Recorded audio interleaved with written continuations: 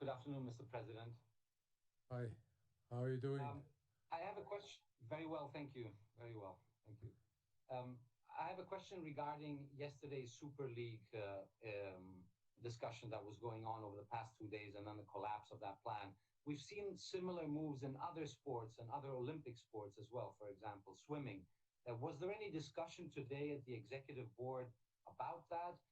And are you at all concerned that federations may be under more pressure than before because of the coronavirus, because of a lack of finances to change or to be changed by other organizations? Thank you.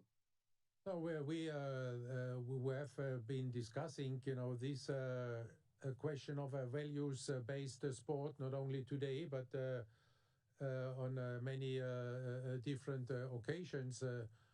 I was just recently, I think it was last month, in Brussels to discuss these issues with the European Commission. And there we were very much encouraged by the support coming from there for the values-based sports organizations and values-based sports competitions. And there we also noted in this respect there today with great satisfaction the broad support for this model, which came there from all corners of Europe, and which came from the fans, from the sports fans, from the football fans in this case, and which came also from the number of political leaders. Thank you, Carlos. Let's go now to Inside the Games and Liam Morgan. Liam, your question, please. Good afternoon. Can you hear me okay? Yes, we hear you. Fantastic. Good afternoon, Mr. President. Thanks as always for taking the time to speak to us. A question on international tickets refunds, if I may. I mean, we've been hearing from a lot of fans who bought tickets for the games who say the IOC in Tokyo 2020 have been passing the buck when it comes to the issue of refunds and getting their money back because they're no longer able to attend the games. What would you say to these critics, and has the crisis made the IOC rethink its ticketing strategy for future Olympics? Thank you. The ticketing strategy is always under review because it's one of the most complex tasks we have, and you also know that there are new approaches underway with a few to upcoming Olympic Games.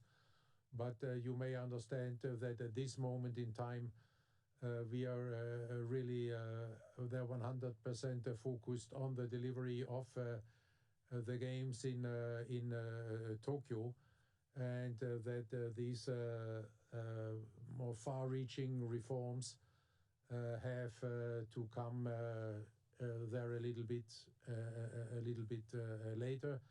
You also may see in Olympic Agenda 2020 +5 already some indications in which direction it could go, and so we are looking forward there to a number of reforms also in this respect.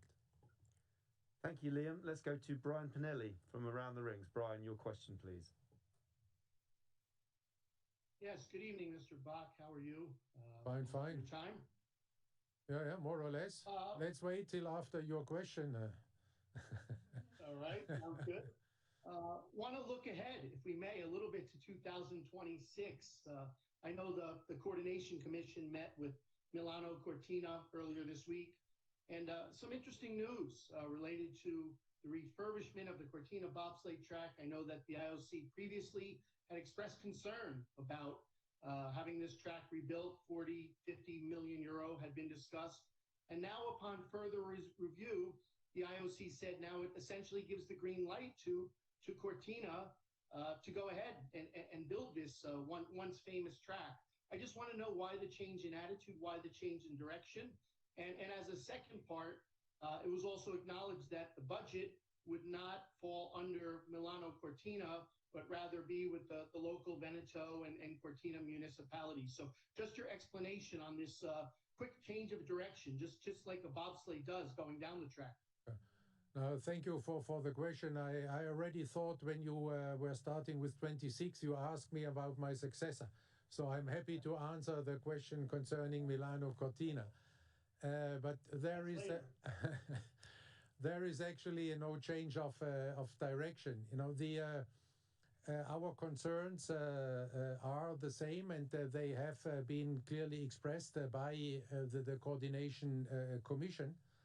The Coordination Commission, on the other hand, was informed that the region of Veneto will and has decided to build an entertainment park. And one part of this entertainment park will be an installation which will be used, one part only, you know, it's all over entertainment park, will be used in summer for all sorts of sports activities, and then in the winter also for leisure activities with regard to luge and others. This is a sovereign decision of the Parliament of the region of Veneto. There, the IOC cannot tell the region of Veneto, you are not allowed to build an entertainment park in your region. So you know, then the question for the Coordination Commission was what to do, and there the least costly alternative then was to say, okay, if this is there, then we can use it, and we can use it on the spot, rather than taking the event to another country or to another place.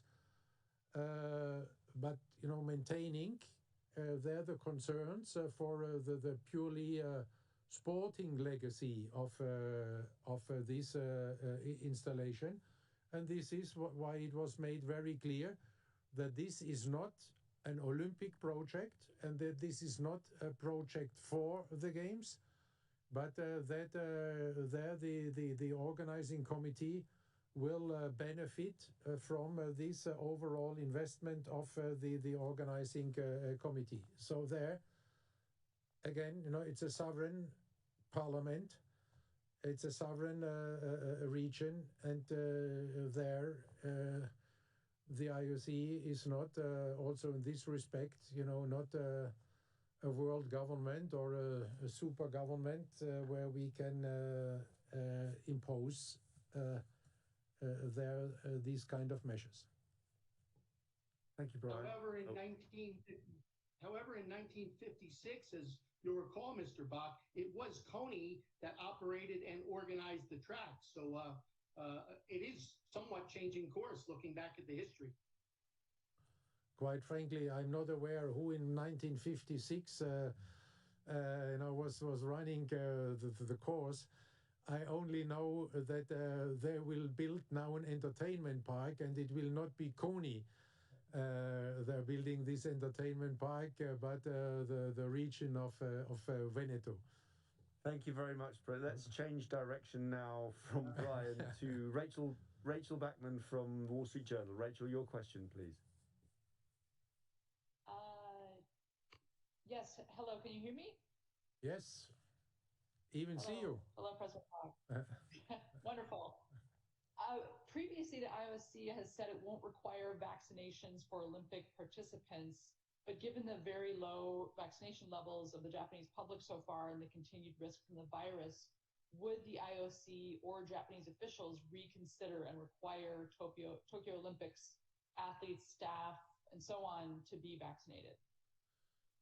Our position there is very clear, and you cannot make this now compulsory anymore 2 months before the games. But we have been working, very hard on what we said from the beginning, that we are encouraging and assisting and helping there the NOCs and all the Olympic teams to get vaccinated. And in fact, we can see very good progress there.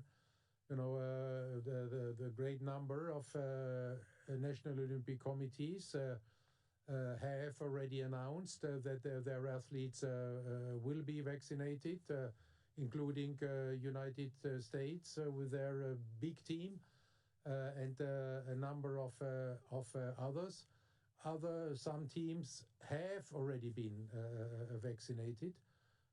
Some others have already a sort of agreement with their governments to be vaccinated, and therefore we are not only confident, but I think we can already say now that there are really a big number of the participants living in the Olympic village will be vaccinated for their own safety, but also, as we have said from the very beginning, in solidarity with the Japanese population.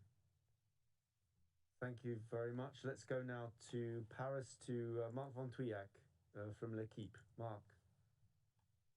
Ja, guten Abend, Herr Bach. I would like Bonsoir, Monsieur van Tuyac.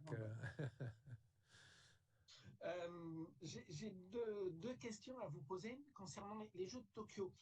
La première, est-ce que vous pouvez confirmer que la question des jauges pour le public ne sera décidée qu'au mois de juin, comme cela a été annoncé, je crois, par l'agence Kyodo News? Et la deuxième question concerne les clubs des comités olympiques nationaux, la Deutsche Haus, le Club France, la Casa Italia et les autres. Est-ce que ces maisons de comités olympiques seront inclus dans le circuit officiel des Jeux de Tokyo pour les accréditer?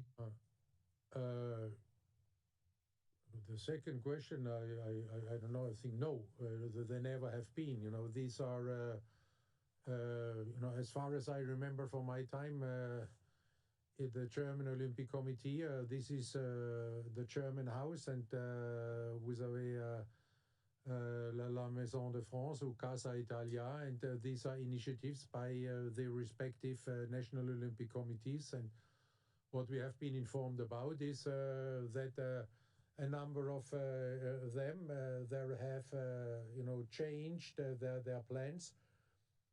That a number they are doing undertaking some digital initiatives in their respective countries, also including their teams.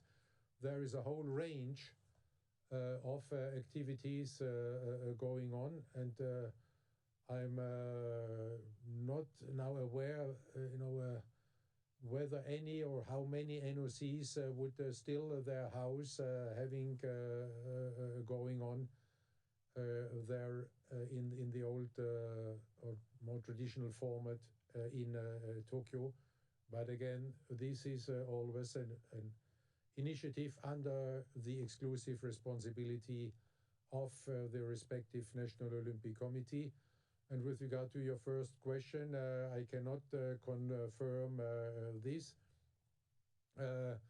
We have been told today by the organizing committee that they want to stay in touch with us and continue the consultations on these questions with regard to the number of spectators being allowed to the Olympic stadia in Tokyo. Thank you, Marc. Bitte sehr. Ein Vergnügen. Let's now go to good day, Tracy Holmes from ABC. Tracy, you there?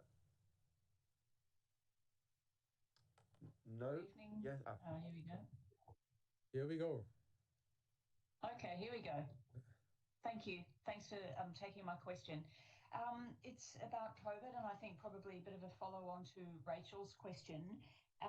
Given that there's not going to be very much interaction between the athletes, so to speak, and the Japanese public. Perhaps it's not so much of a concern, the numbers that are happening in Tokyo at the moment, but more of a concern for the athletes and the teams. How crucial do you think that is inside the village and interacting within each of the different venues, especially for those teams that might not have been vaccinated? This is of course something which is addressed. They're looking at the playbooks, and you will see more. They're coming now at the end of the month. This will be about the creation of the different bubbles. This will ensure the direct transport to and from the venues. This will also include the interactions between the different groups you were just mentioning. And we have seen that this works. There have been about 340 world championships and World Cups being organized with a participation of cumulatively far more than 40,000 athletes. And none of these events has been a virus spreader. And they did not even have the benefit of the vaccine. There in Tokyo, we will have, on top of this, the benefit of the vaccine. And again, we can be very confident that it will be a high number of people being vaccinated. And taking all this together, the very strict measures, the reduction, of the days of stay in the village, which will allow to lower the capacity of the village, then which is allowing social distancing much better. The regular testing, these bubbles, and all this, and on top, a high vaccination rate, I think will really make the Olympic Village a pretty safe place for everybody. Thank you very much. Let's go to Asahi Shimbun, Hiroki Toda. Hiroki, I think you're in Geneva. Thank you, Mark. Thank you, President. Thank you for this opportunity. My question is about the athletes qualification. One is, could you give us the updates on the number of the athletes who qualified for Tokyo? And the second part is, how are you and the international federations are explaining to the athletes who lost their opportunities or who might lose their opportunities because of the cancellation of these qualification tournaments? Thank you. This is, of course, a very difficult situation for many athletes, and you can only explain this by telling the athletes that it's safety first. The principle we are applying for the Olympic Games, as well as for the qualification tournaments.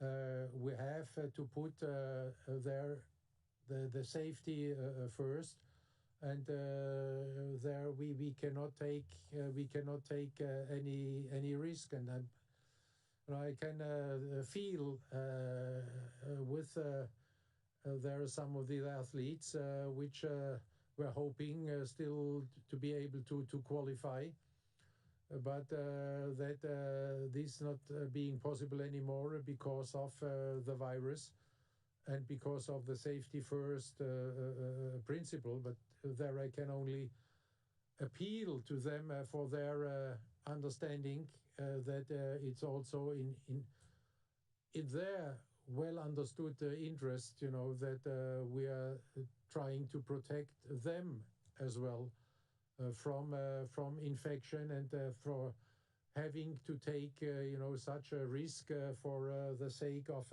an Olympic qualification. So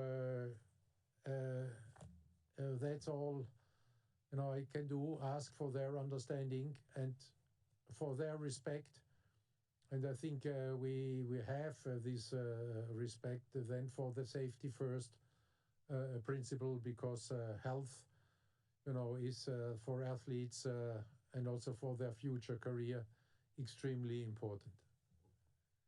Thank you very much. Let's go to ARD. Christina Smirnov. Christina, your question, please. Yeah, hello, good evening. Mr. Bach, what is your view of the principle of strict liability in the fight against doping? Is it still a key part in the fight against doping? Yes. Thank you. The answer is yes.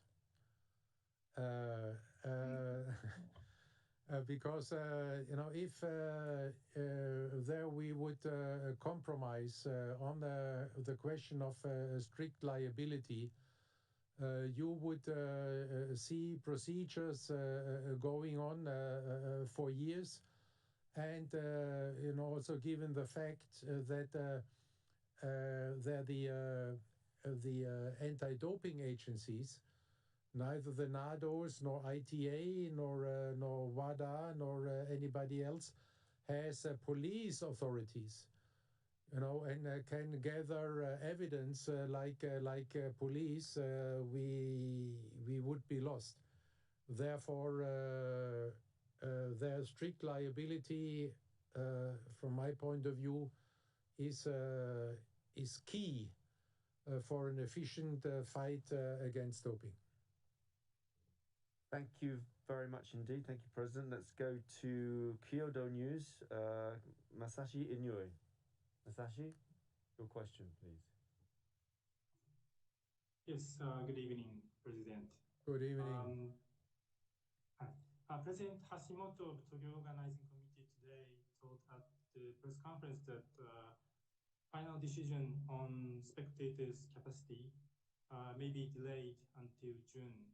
And considering the current situation that Japan and Tokyo plan to impose another state of emergency in Tokyo, is it still one of the scenarios for the IOC to hold the game without spectators in this summer? Thank you. Well, we understand very clearly, that this state of emergency, which may be decided upon by the government, is in order to or is restricted to your golden week, to your holiday week, to prevent the spread of the virus, and is in particular, limited. It's a preventive measure, and for this limited time. This is how we were informed, and how we took this information there today. And I think, again, this is absolutely in line there with the overall policy of the government, but is not related to the Olympic Games. It is related to the golden week, and therefore we are looking forward to the continuation of this consultation with the organizing committee concerning the number of spectators. Thank you very much. We're going to have two more questions in this section, and then we'll take a short break before we turn to the second section on the Rule 50 consultation. So let's have final two questions in this section. The first one from Claire Day from CBS News. Claire, your question, please. Hi, thank you very much for having me. You sound very positive that you are not expecting there to be any coronavirus problems with this Olympic Games, and granted you have taken a great deal of measures to prevent that. On what do you base that optimism? Is it vaccine rollout programs? And if that's the case, are you concerned that you may have a two-tier Olympic Games, given that not all countries have quite the amount of vaccines that, say, the United States or the United Kingdom or other countries or other wealthy countries have? What we are doing there, and where our confidence is coming from, is scientific advice. and is the consultation with experts therein in everything we are doing together with the International Paralympic Committee and the organizing committee. And they're also learning from the experience from these many sports events which have successfully been organized without the benefit of the vaccination. So it's a purely fact-based and scientific-based approach we are taking there. And then with regard to vaccination, again, we see in a big number great progress, but we are also in contact with these NOCs where there is no vaccination yet, even not in the country, and trying to help.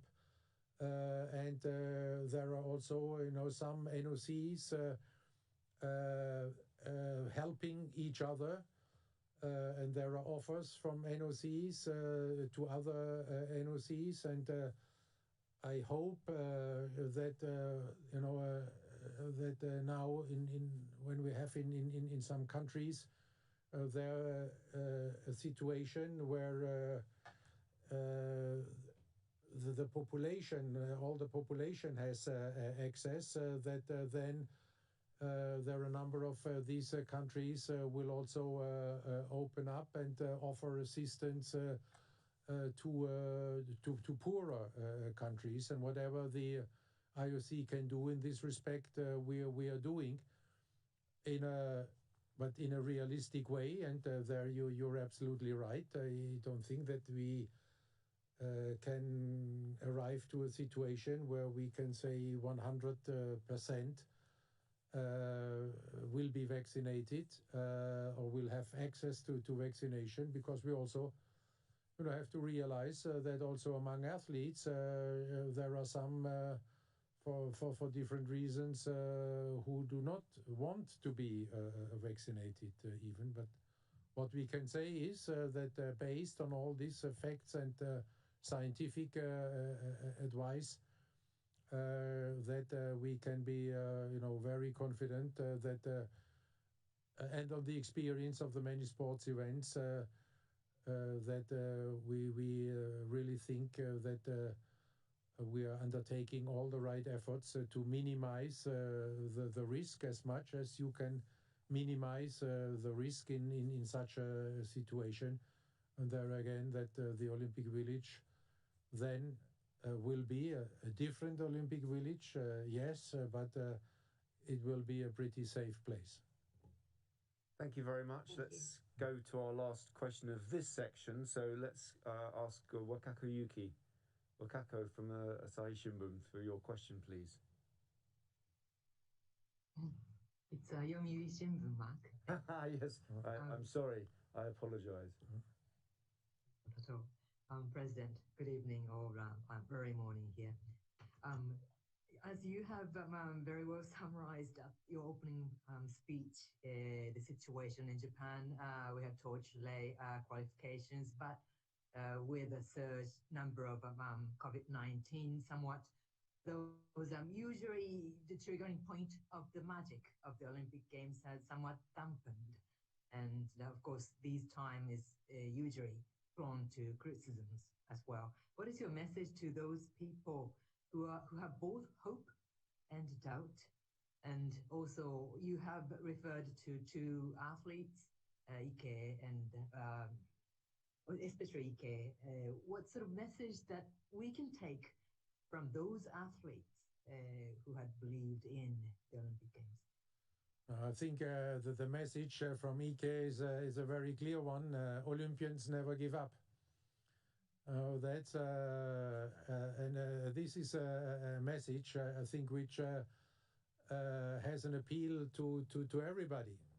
We all, whether it's in sport or in our life, you have situations where you have doubts and where you're down, and where then the right moment is, to look up to these kind of role models like Ike, and to say, I never give up, and from there I look forward with confidence and hope, because only if you are looking forward to something with confidence and engagement, only then you can achieve it, then you can get there. And this is her great message to everybody, and to all situations, of life, and there to others, who have doubt, then also to look at the scientific facts and the developments that there look at the Augusta Masters. They took place, international event, no problem, great Japanese victory. Why should Japan not be in a position to celebrate their Olympic gold medalists at home at such an event? You have seen many other world championships taking place with Japanese athletes doing well. Why should this not happen in Japan during the Olympic Games? And they're all, again, all the experts, all the scientific advice, makes us confident, and the great engagement of the Japanese government, of the Tokyo Metropolitan government, and also having the support of US President Biden for this engagement, all this, I think everybody should take into consideration, and slowly give more room to confidence and hope, and then start to leave the doubts a little bit behind. Thank you very much, everybody. In a moment, we will go to our second part on Rule 50 and the athletes' consultation. That took up quite a long period of the executive board, and obviously the president was there too. So, President, I don't know if you wanted to share a few thoughts with us briefly about that before we take a break and then go back to the presentation. No, thank you, Mike. I actually, want to leave this to Kirsty Coventry, our executive board member and chair of the Athletes Commission, because this is an Athletes Commission project. I can only say at this moment that the IOC Executive Board today was really deeply impressed by the depth and the scope of the research and consultations having been provided by Kirsty Coventry and by the Athletes Commission, and that we have discussed both the procedure and the recommendations in depth, and with great support and appreciation, and that there at the end of the discussion, each and every of the recommendations individually has unanimously been approved by the IOC Executive Board. So with this, I think I better leave it to the initiator of this and manager of this project, Kirsty Coventry. President, thank you very much. If everyone who wishes to, would you please stay on the line, because we're just going to do a very quick switch in a minute or two and come back, and Kirsty Coventry will give the presentation. So thank you very much, and speak to you in about a minute or two.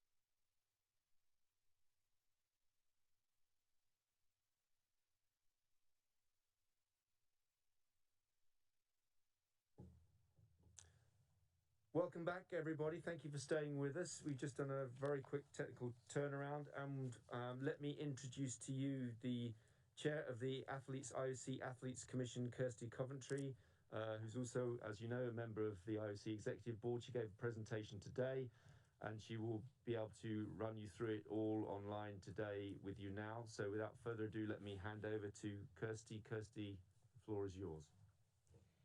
Thank you, Mark, and good afternoon or good evening, everybody. Thanks for giving us the time. So we had after a long process of 11 months, we are finally at the point where we have concluded our consultation with the athlete expression. And we looked and spoke to many different athletes from around the world.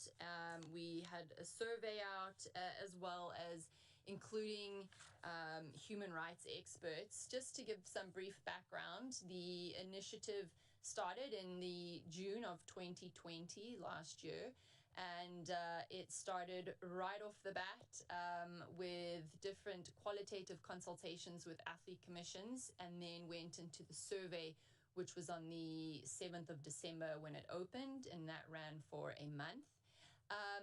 At this time and over this time, we also had one-on-one calls with National Olympic Committee, athlete commissions, international federations, and got to hear all of their different feedback.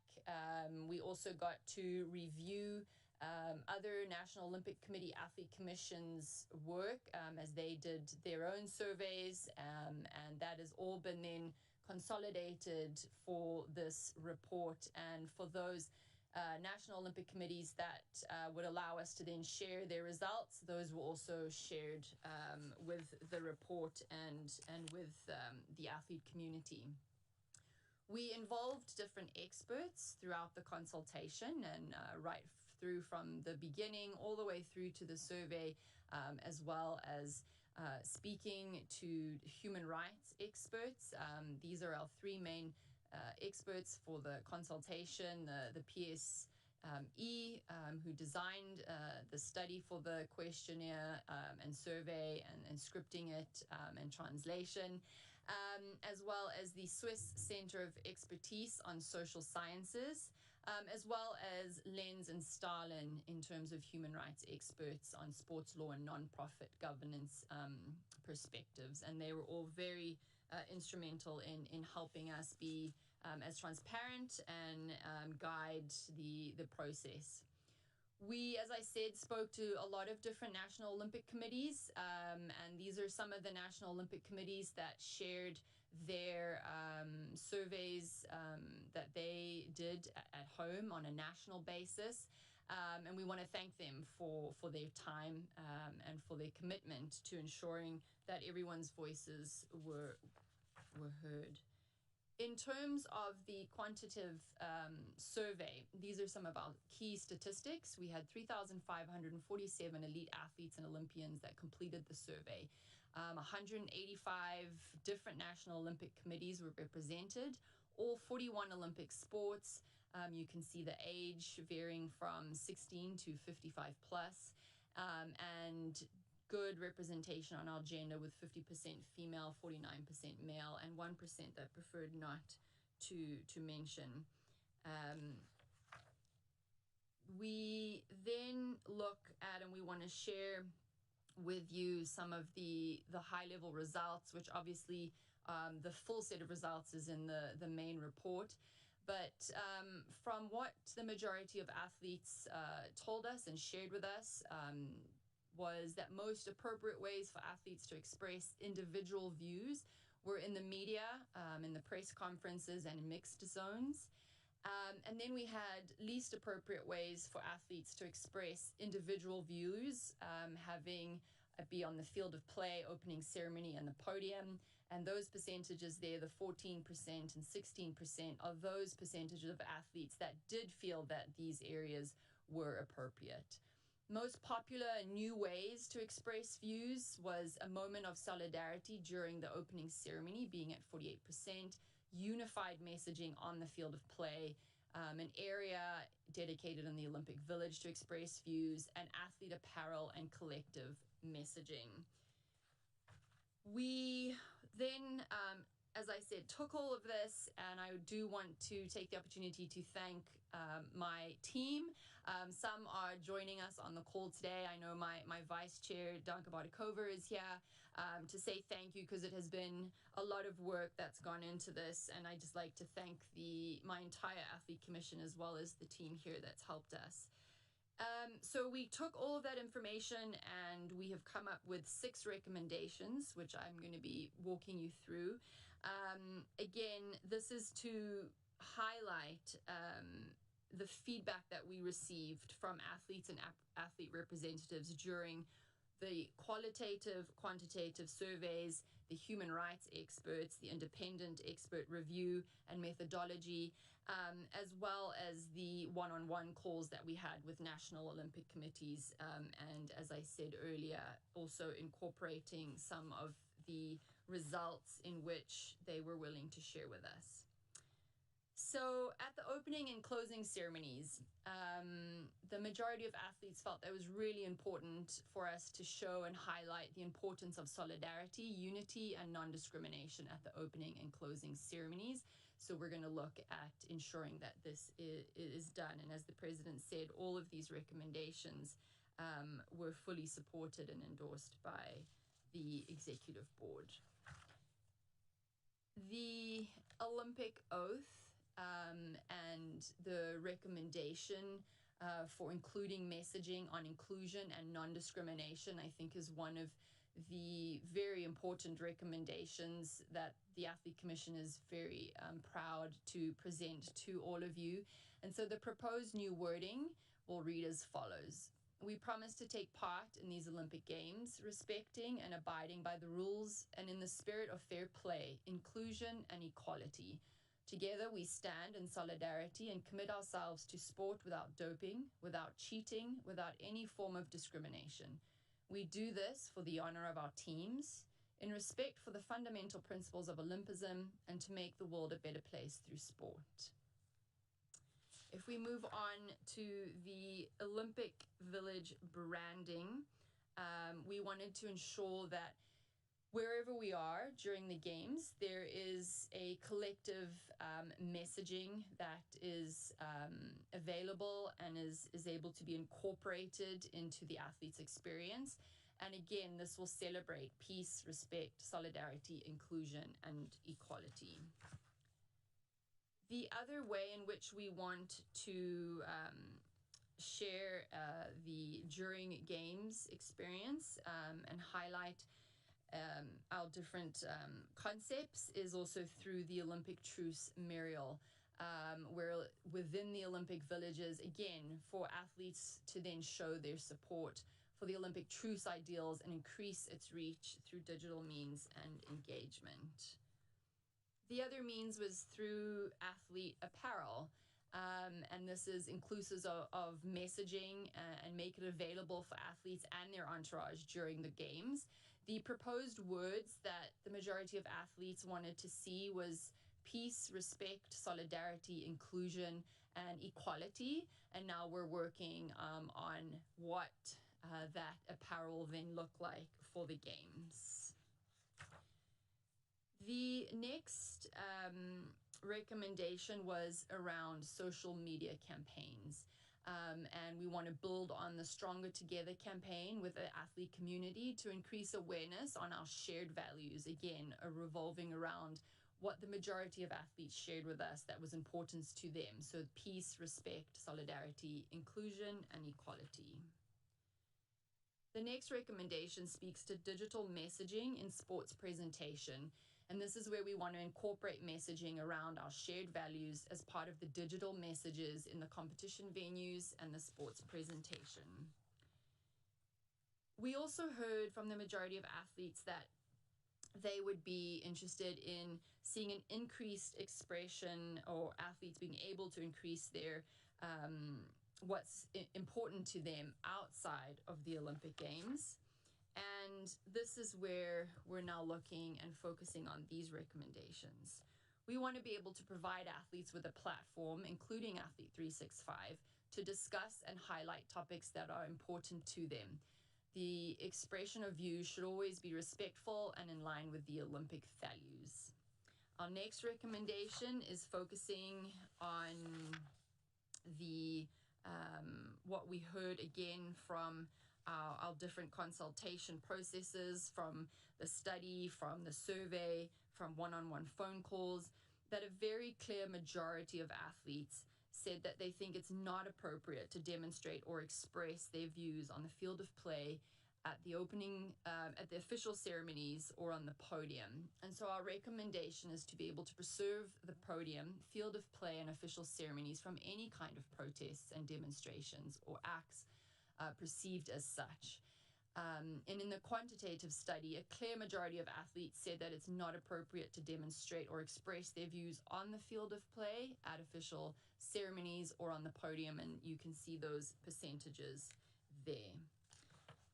Nextly, we heard that athletes wanted more clarity on sanctions. So here our recommendation is the current practice according to the IOC disciplinary procedures and IOC Rule 50 guidelines examine breaches of the current paragraph 2 of Rule 50 and on a case-by-case basis to ensure due process and the proportionality of the sanction. And it also recommends that the Legal Affairs Commission clarify in due course the range of sanctions that would be imposed for a breach of the rule, taking into consideration the respective context of each individual case. We also want to be able to provide more information around Rule 50, and this is then the recommendation to provide increased and enhanced information on the proposed and scope of Rule 50.2, which speaks specifically to athlete expression and the related guidelines, and how the Olympic values and the non-discrimination principle and implemented, promoted by all stakeholders. Finally, our last recommendation is to restructure Rule 50 into 2 rules and increase clarity on Rule 50.2. Currently, the wording is no kind of demonstration or political, religious, or racial propaganda is permitted in any Olympic sites, venues, or other areas. The recommendation is to separate Rule 50.1 and 50.2 into 2 rules, and then provide more clarity on the scope of Rule 50.2, including by incorporating some elements that are currently included in the Rule 50 guidelines into the rule itself. The combination of Rule 50.1 and 50.2 and the Rule 50 leads to a lack of clarity on the scope and the purpose of Rule 50. So these are the Commission's 6 final recommendations, and I'd just like to thank you for that and for allowing me this opportunity. Thank you very much indeed, Kirsty. We now are going to be open for questions. As usual, if you want to click on the top right sign to indicate you want to ask a question, and then we can go to questions and answers. So let's first begin with Graham Dunbar from Associated Press. Graham, your question, please. Okay, all right, I hope you can hear me now. Yes, we can hear you. Please go ahead. Yes, okay, thank you very much. 2 questions, a quick one. The acid test of this, I think that people can relate to, is what would happen to a modern day Tommy Smith and John Carlos under these updated guidelines. And another question, for swimmers in Tokyo, by the time they arrive, likely the president of their governing body is going to be a man who's very charming, very pleasant, but also a co-conspirator in an ongoing bribery case in the United States. If they were to make a statement about that in Tokyo, would that be classed as a political statement or get them into problems within Rule 50?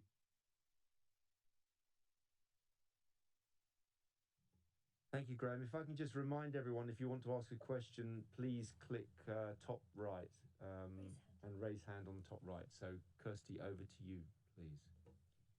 Thank you. Thanks, Graham, for those questions. Just to quickly answer question 2, I think that's all for what we know is speculation as right now, so there's no real need for me to get into that. And then Graham, in terms of your first question, well, these are some of the things that this consultation process is allowing for us to look into. And as we've said, the recommendation that we are putting forward and that we put forward and was agreed by the executive board was that we're asking the Legal Affairs Commission now to come up with proportionate a range of different sanctions so that everyone knows going into a games where and what everyone can and cannot do. Thank you. Thank you, Graham. Let's go to Tracy Holmes from ABC. Tracy, your question, please. Hi, I'm just wondering if it's going to be possible to get a breakdown or pie graph or whatever of the questions and the breakdown of, you know, where they came from, which countries, athlete age groups, that type of thing. I know with the Australian survey that was done, they gave a full kind of overview of those breakdowns for each question, and that would be really useful for us in this regard, if possible. Thank you. Thank you, Tracy. Yes, it's all compiled in the full main report, which is close to, I think, 60 plus pages. So the breakdown of all the different questions, just as was done with the Australian survey, will all be the same. So that is all in the bigger part of the report that will be released. Thank you. Thank you very much.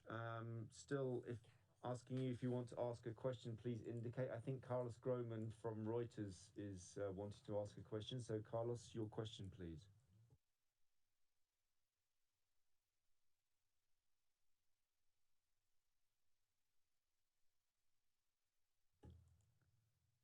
While we're waiting for Carlos, just to say that the report is about to be released, so you will be able to see it this evening with all that detail as well, Tracy.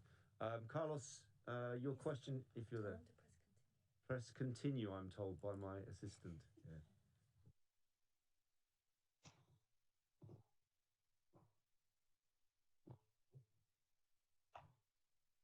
Is it me? Yeah, please. I hope. Is that an existential question, Carlos? I was signing in and it does a 10-second delay, so I sort of missed the. Hi, Kirsty. A question, a follow-up on Graham Dunbar.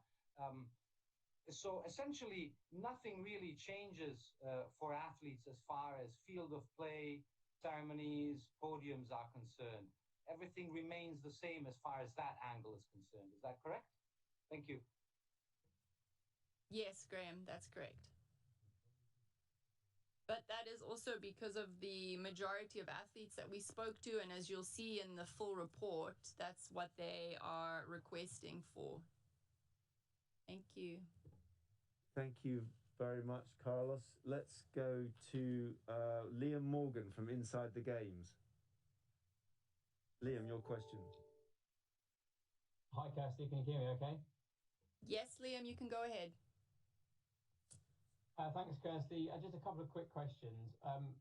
As the chair of the IOC Athletes Commission, I know it's not necessarily your scope, but what would you consider a proportionate sanction for, say, an athlete who kneels on the podium or raises their fist during the American national anthem? And secondly, the USOPC has, I know they responded to your survey, or the Athletes Commission did.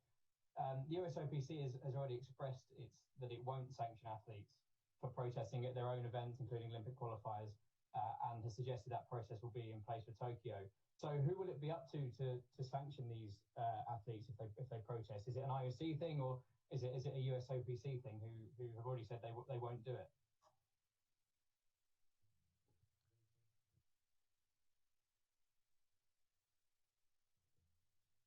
Thank you, Liam. Can you hear me? Yeah. Yeah. Thanks, Liam, for your questions. Firstly, it's up to the legal commission now to give the Athlete Commission guidance on proportionality. I'm not a lawyer, so that's a little bit out of my realm. And then, Liam, in terms of the USOPC, their comments were around their particular national events and qualification processes in the US. So unless I didn't get your question, that's not really for us to say what they have decided to do at home.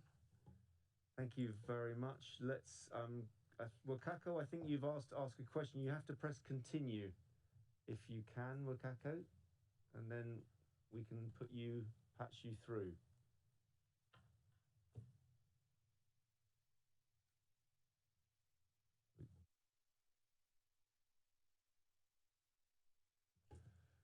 Wakako, just to give you one more chance, if you can press continue, and then we can patch you through. I think otherwise, I think we have reached the end of our questions. No more questions at the moment. So thank you very much for joining us. Here we go, Wakako. You can have the final word is yours. And I introduce you from Yomiuri Shimbun this time. Please go ahead. Kirsty, thank you for the opportunity for asking a question. Just a couple of minor things.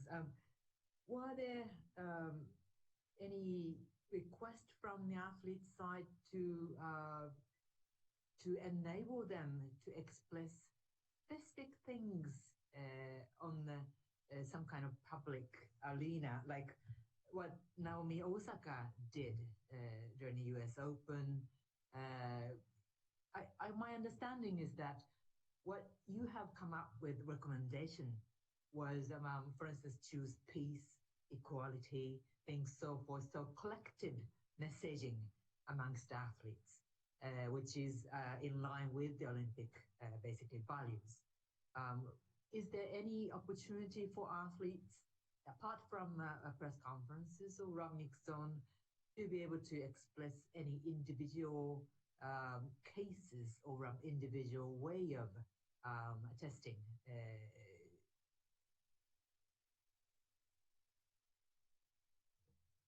Thank you, Wakako, for those questions. So the majority of what athletes were sharing with us is that in terms of individual messaging, which I believe you're asking, they made it very clear that they had the ability to do that, and they still wanted to do that through press conferences, media, and social media platforms. And then also look at sharing their individual messages outside of games time, between games, on different platforms such as Athlete 365. That was very important to them, to have that continuation and not just have a platform at the games, but also outside. And one follow-up. You said least inappropriate places to express views, 14%, 60% podium included. What is your take of those percentage, first of all? Is it low from your expectation? Also, in a sense, what is you are also athlete, and if you wanted to appeal or give your opinion to this arena, what was your thinking? How those podiums or many other like field of play should be respected, but with some kind of flexibility? Thank you again for the follow-up question, Wakako. So being an athlete, retired athlete, but being an Olympian, the podium and field of play and ceremonies were very specific and hold very specific memories in my heart. So if I think about when I was competing, I wouldn't want something to distract and take away from that. And that's how I still feel today. And in terms of the results are the results, and the figures speak for themselves. It's not really for me to comment on if I think they should have been higher or lower. That's exactly what athletes were thinking and feeling, and they are proven and in there. Thank you. Thank you very much, Wakako. Thank you everyone who joined us this evening, and thank you very much, Kirsty, for the presentation. And of course, if you have any further questions, do please contact our press team, because we're happy to answer them. And the report itself will be available to you on the it's live now already on the website, so you may consult it and take your own conclusions. So thank you very much indeed. Thank you to the President as well. Thank you, Kirsty. Goodbye, everybody.